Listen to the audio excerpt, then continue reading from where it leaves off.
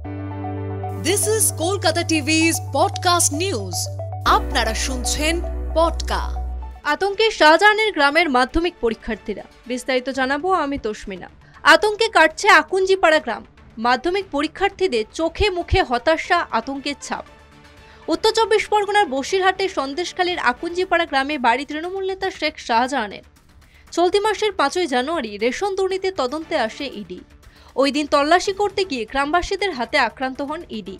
ভাঙচুর করা হয় গাড়িও। তারপর থেকেই বেপাত্তা শেখ শাহজাহান।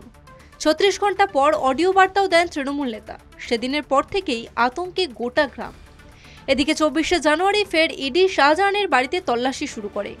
বাড়ি সিল করার পাশাপাশি নোটিশ ঝুলিয়ে দিয়ে আজ অর্থাৎ সোমবার সিজিও কমপ্লেক্সে হাজিরার নির্দেশ দেওয়া হয়। কিন্তু সমস্যায় আগারহাটি গ্রাম পঞ্চায়েতের আকুঞ্জিপাড়া গ্রামের 1200 গ্রামবাসী। সবচেয়ে বড় সমস্যায় পড়েছে মাধ্যমিক পরীক্ষার্থীরা। এখানে সরকারি স্কুল বোর্ড ও মাদ্রাসা বোর্ডের প্রায় 50 জন ছাত্রছাত্রী এবারের মাধ্যমিক পরীক্ষা দেবে। বেশিরভাগ ছাত্রছাত্রীরা ঠিকমতো পড়াশোনা করতে পারছে না।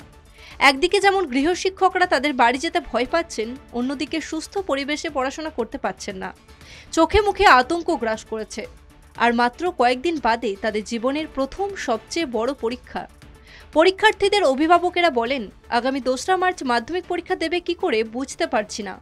সারা বছর কষ্ট করে ছেলে মেয়েদের পড়াশোনা করেছে, জীবনের প্রথম বড় পরীক্ষা দিতে যাবে। তার মধ্যে ভয়ে হতাশা, আতঙ্ক গ্রাস করেছে গ্রামে। ঠিকমতো পড়তে পারছে না। আমরা চাই এই আতঙ্ক থেকে বেরিয়ে আসুক। সুস্থ স্বাভাবিক পরিবেশে যাতে মাধ্যমিক পরীক্ষার্থীরা পরীক্ষা দিতে পারে, এর সমাধান কি করে হবে প্রশাসনের কাছে আবেদন অভিভাবকদের। শুনুন পডকা রাত দিন 7 দিন।